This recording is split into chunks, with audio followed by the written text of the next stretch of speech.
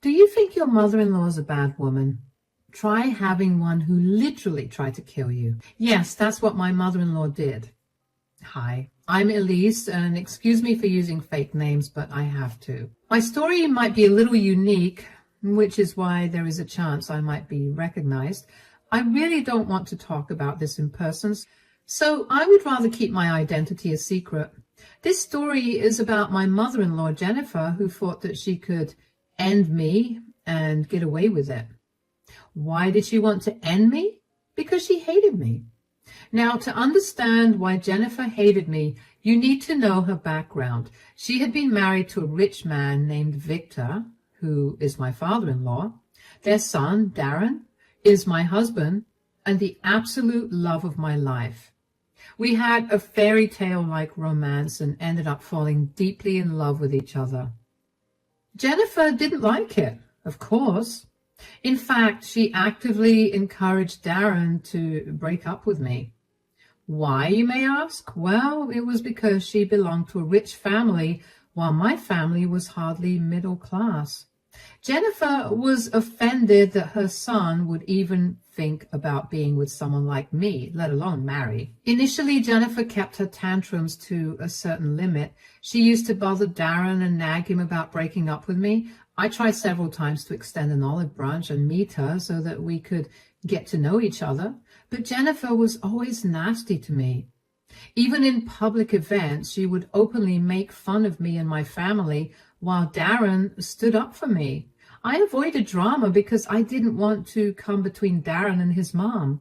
So I kept my mouth shut and only protested when she crossed all limits. Darren and I ignored all of Jennifer's protests and continued our relationship. Jennifer kept bugging us but didn't escalate until a dinner party that Darren had organized at his grandmother's house. We were all having a great time. That was until Jennifer came up to me and said, "Don't you dare think about marrying my son, Elise. I will never let that happen." I don't know what brought this on, but now is not the time, Jennifer. We are at someone's party. You don't have to act all innocent, Elise. I know you tricked my son into deciding to marry you. I bet you even gave him the idea of proposing to you at this party. I was confused for a while before it finally struck me that maybe Darren had planned to propose to me at the party. When I looked over at Darren, he had the most shocked and panicked expression on his face. He ran to my side and looked at his mom in both disbelief and anger. He then said, "Mom, what's wrong with you? Why would you ever say that? What I do with my life is none of your business." "I am your mom, so this is my business, Darren. You have to listen to me, Darren. You cannot get engaged to Elise." "I just don't understand, Jennifer. What is your problem? Why are you being like this? What do you have against me? You simply don't deserve to be a part of my high society family.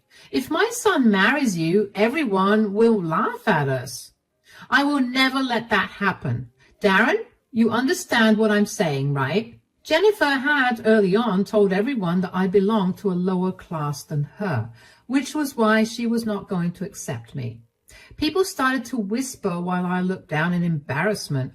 I felt utterly humiliated in front of everyone.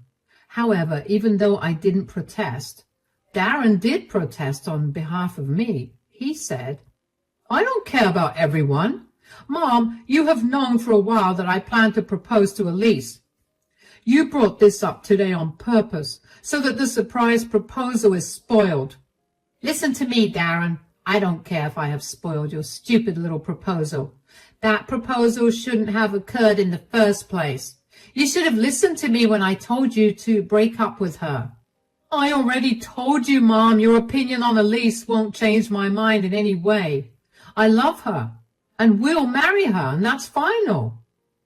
Jennifer looked super shocked that her own son would talk to her that way. She was literally wide-eyed from shock or whatever. I had no sympathy for her because she confirmed my doubts about the proposal. Darren had indeed planned something romantic to surprise me, and the surprise was now completely ruined. I was a little sad about it, but that sadness left my mind when I saw Darren showing his shiny backbone to his mother. Jennifer, of course, had a problem with that. She, as usual, turned to me and started to accuse me of turning her son against her. She yelled at me and said, "This is your fault, Elise. You have corrupted my son and turned him against me. I always knew you were a gold digger, and this proves everything." I have no clue what you're talking about, Jennifer. You can't just blame me for whatever comes to your mind. My son was such an established gentleman. He would have never raised his voice at his mother in the past. But you came into his life with your low-class behavior and spoiled his manners. If that's what's happened, Jennifer, I think I did Darren a favor. He really needed to stand up against his awfully controlling mother anyway. I might be middle class, but I know manipulation and control issues when I see it. He is my son, so I can do whatever I want with him. Darren should know better than to defy me and my opinions. Well, you were not the one getting married, so I don't see how you get an opinion. Anyway, I think you should let Darren decide what he wants to do with his life. I will not let him ignore me and run our reputation to the ground. Darren, you are going to stop this madness and leave this ridiculous woman who has no place in our household. Jennifer looked at Darren and was still expecting him to agree with her. This delusional woman thought that she could just walk in and demand our breakup. As if Darren hadn't already made his intentions clear to her. I swear the woman was acting absolutely crazy. Very unsurprisingly, to all of us except Jennifer, Darren refused her demand and said, "You already know what I'm going to say, Mom. I am not leaving my girlfriend, who will soon be my future wife." "You are being childish and immature, Darren. Just break up with her, and I promise we will never talk about this again. If you are so lonely, I will find a nice woman for you from among my friends' daughters. You don't need to marry a low-class woman just because you need someone." "I don't just need anyone, Mom. I need Elsie in my life. I'm done having this conversation with you. You kept insulting my girlfriend, and she didn't even insult you back. You have been exceptionally mean to her, and I won't put up with your behavior." Darren then took my hand and we walked out of the party. Jennifer looked really furious that her precious son was walking away from her too, with a middle-class woman. She took that personally, and I realized then that Jennifer would never accept me as her daughter-in-law. It was a sad thing, but I didn't dwell on it too much. She wasn't exactly a good person, so I wasn't rushing to have a relationship with her. It was better this way. Soon after the party, Darren proposed to me. He actually had a separate surprise party with close friends and proposed to me in front of them. I was over the moon because I had been waiting for the proposal. I won't lie to you guys, but I was afraid that Darren would change his mind after the little tussle we had with Jennifer. I had expected him to take some more time to reconsider everything and maybe then propose. But Darren is a committed guy and decided not to put off the engagement just because his mother acted like a child and spoiled everything. Darren quickly took action and came up with a brilliant plan that made me very happy. I didn't think twice before accepting his proposal. He is truly the love of my life, and I know I want to spend the rest of my life with him. Victor was also present at the party and looked really happy to see us engaged. However, when Jennifer discovered the engagement and the fact that she was excluded from it, she went absolutely crazy. She kept calling and texting Darren about how disappointed she was, among other things. He ignored all forms of communication from Jennifer because she was being mean to me again. Eventually, Jennifer changed tune and started to beg Darren to talk to her. Darren was still not having it, but one day, Victor came to our place and said, "I think you guys know why I'm here. I hope we can talk about, I believe you're here to speak on behalf of Mom." "Yes, Darren. Look, I know that what she has done is wrong, but she's willing to make amends. She has been miserable and really wants to talk to you, son. Too bad she didn't think of this when she was busy dissing my love life. I don't know if I want to talk to her, Dad. Your mom made a mistake, and now she's repenting. Please at least give her a chance to make things right. Elise, what do you say? Do you think Jennifer deserves one last chance? I guess you're right, Victor. If you say that she's willing to change, we should at least hear her out. We can do this much for you, at least. I convinced Darren to talk to his mom only because Victor requested it. He's a good man and really respects me, so I couldn't drop his word. Besides, he was right. Jennifer did deserve another chance. So Darren, Victor, and I came up with a way to talk things out. We weren't ready to face Jennifer in person, so we arranged a conference call from our homes. As soon as we made the call, Jennifer was on the screen with tears in her eyes. Darren looked at her coldly while I wasn't sure what I should do. And Darren said in a cold voice, Dad told us that you wanted to talk. What do you want to talk about, Mom?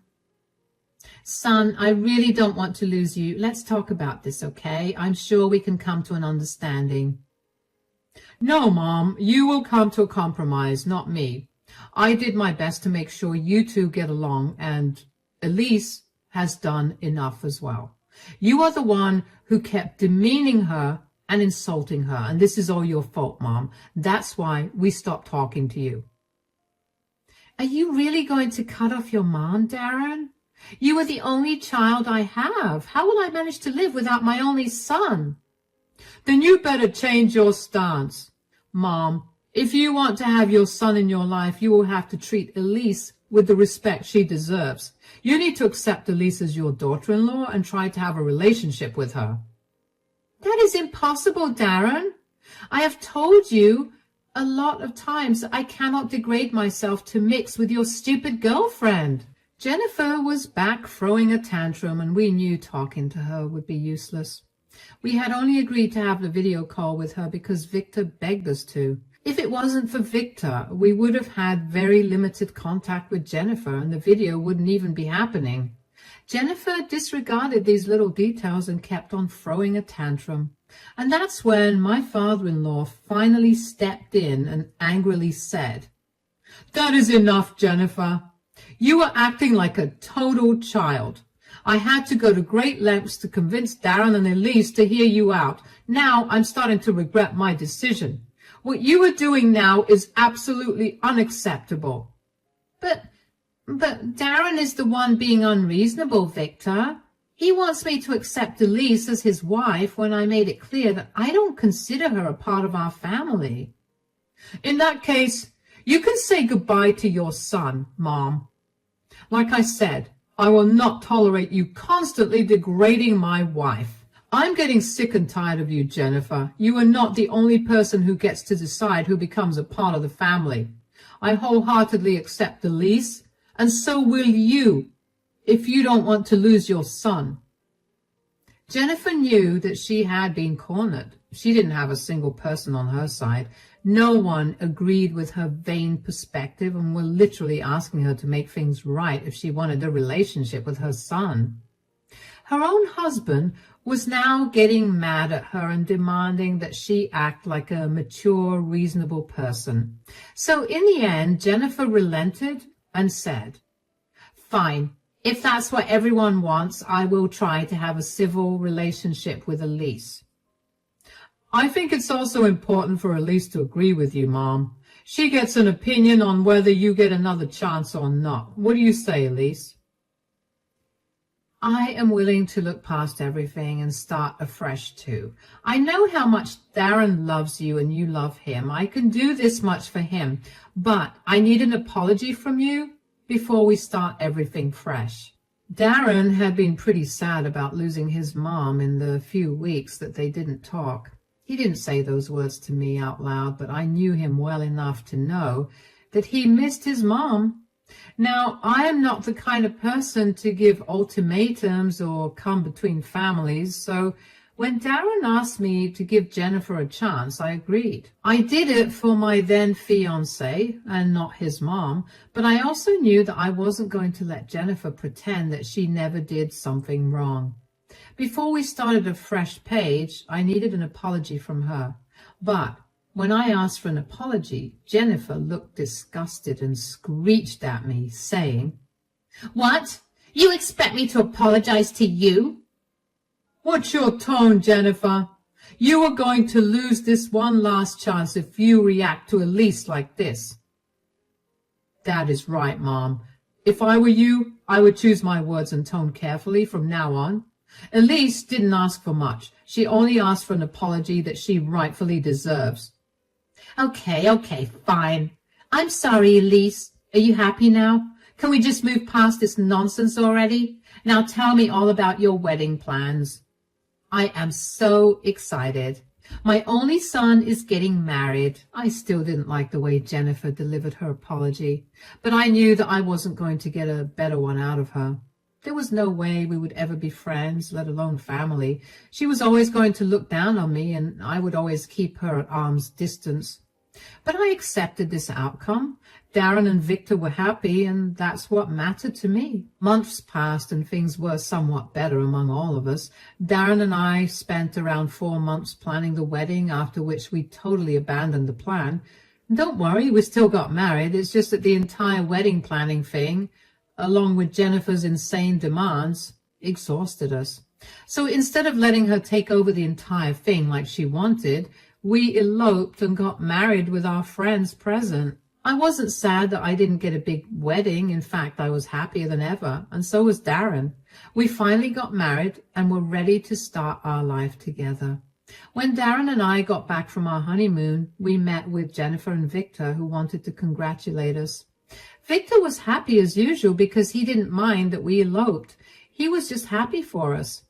Jennifer, too, appeared to be surprisingly calm and congratulated us for our wedding. I made the mistake of thinking that maybe Jennifer was finally done being an uptight witch after all. Well, I was wrong about that. Old habits do die hard, guys, and that same night she pulled me aside when no one was around and said in a nasty voice, "Bravo, Elise, you played me well. You secretly married my son before I could come up with a plan to separate you two." "What are you talking about? Wait, are you still obsessed with breaking us up? What did you think, Elise? That I would magically turn over a new leaf and accept you?" My instincts were right, guys. Jennifer never really reconciled with me or accepted me as her daughter-in-law. She was only faking it so that Darren wouldn't cut her off. I was pretty sure that she would have messed up my wedding if I hadn't made the split-second decision to elope. I thanked the heavens that Darren actually agreed with me and made a run for it. I guess his instincts, too, were telling him to avoid a grand wedding because of possible complications.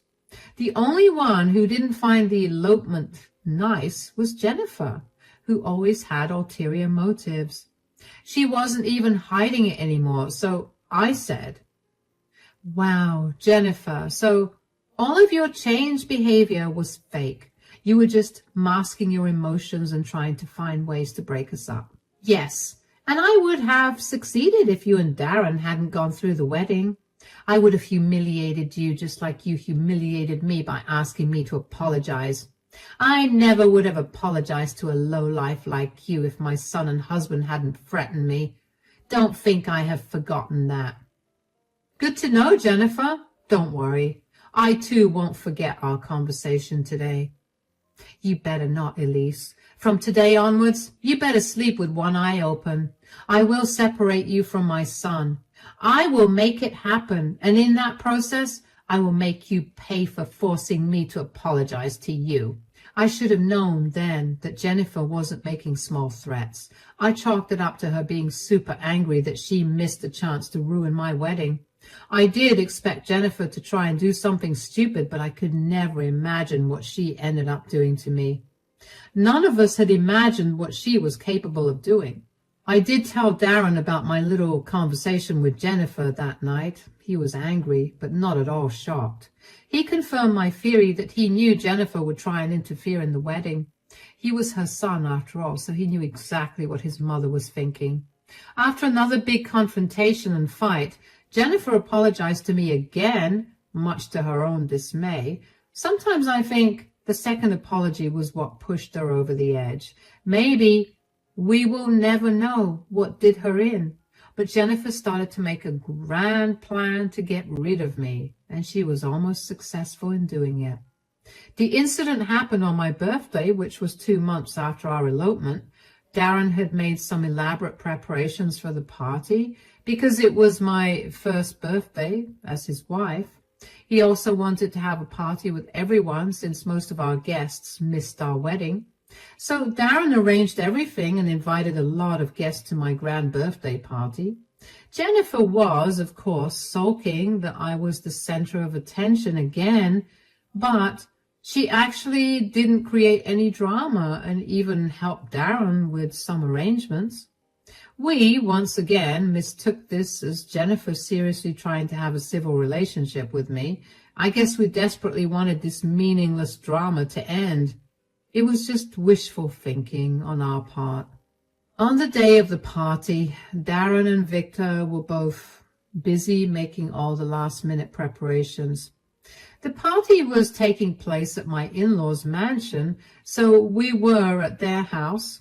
I was already dressed up and ready to party. The guests were already coming, and I was a little nervous because there were a lot of people I hadn't met before. And just when my nerves were getting the best of me, Jennifer appeared out of nowhere with 2 cups. She handed me one and said, "Drink this up, Elsie. You look like you need it." "What is this, Jennifer?" "Are you blind, Elsie? It's coffee. You look really nervous, and I don't want you going out like this. I have a reputation to keep, and I don't want you to make a mess of yourself." "That was really rude, Jennifer, but thanks. The coffee really would help." "Then what are you waiting for, Elsie? Drink it up already." I didn't want my anxiety to get the best of me, so I started to drink the coffee that Elsie offered me. When I sipped it the first time, I felt like it tasted a little off. It was too bitter for my liking. And then again, it was black coffee, so I didn't think much of it anyway. I kept drinking the coffee to calm my nerves. But somehow, it made me feel really weird, and that's when I noticed Elsie. And that's when I noticed Jennifer smirking at me. She said, "How's the coffee, my dear daughter-in-law? I'm sure it's pretty good." "What have you done, Jennifer?" "You never should have taken the coffee I gave you, Elsie. Who is going to save you now? Maybe I will be finally able to take you away from my son. Did you really think you would get away with stealing him?" "Oh, my God, why do I feel this way? What did you add to my coffee?" Those were some of my last words to Jennifer before I felt my throat closing up. I immediately knew what it was. I was going into an anaphylactic shock. Jennifer had definitely mixed something in the coffee she gave me. I wasn't exactly in the condition to make sense of what she may have added. I could only feel my throat swelling up and choking me. I struggled for help and watched Jennifer laugh at me. Then I think I had lost consciousness because I didn't remember anything else. I woke up in the hospital probably the next day. I was so groggy at the time that I barely remember what was going on. I found myself in a hospital bed. A doctor and nurse stood over me and were examining me. In a very groggy voice, I said, "What happened to me, doctor?" "You went into an anaphylactic shock, Mrs. Elsie.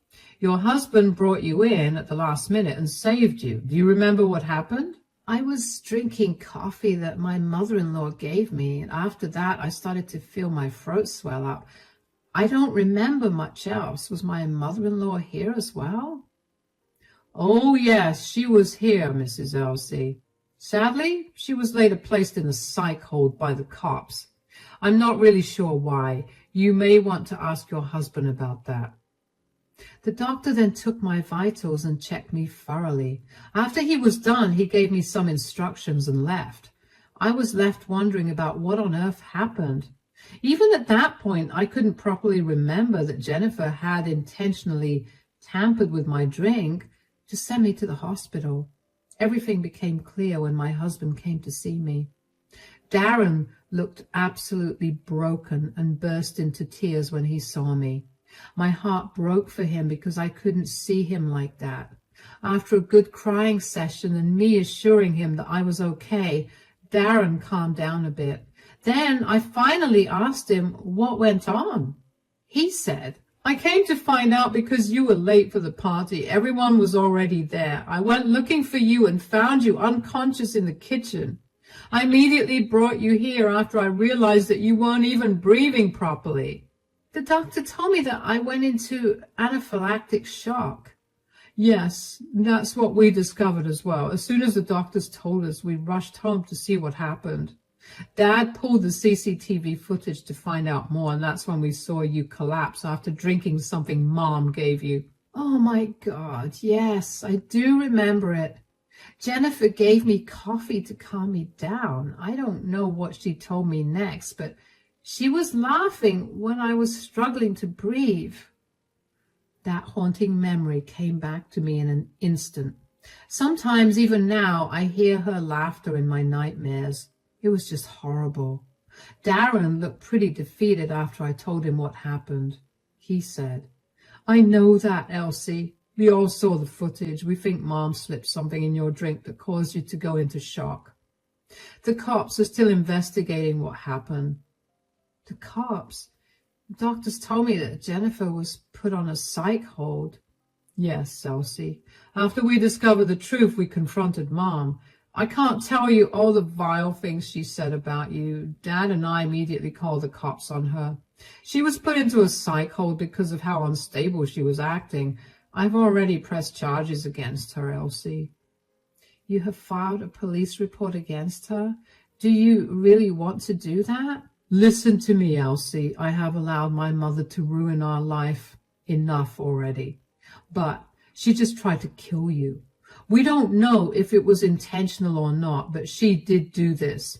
There is no way I can let her get away with this. Don't worry, you will never see her again, Elsie. She will be gone for good. I'll make sure of it. I started to cry with relief when Darren told me that he would never let Jennifer come near me again. Darren, too, cried with me. We were both severely traumatized by what happened. Till I was back home, both Darren and his dad stayed by me at all times. Then they took me home and made sure I recovered fast. Don't worry, guys. Darren kept his promise to me. He really didn't let Jennifer near me again. She was put into a psych ward because of her actions, and there was a police case filed against her. She absolutely went crazy, and she is still in the psych ward as we speak. The CCTV footage that was obtained from the house showed enough proof that Jennifer had poisoned my coffee. The most surprising fact was that she didn't even deny it.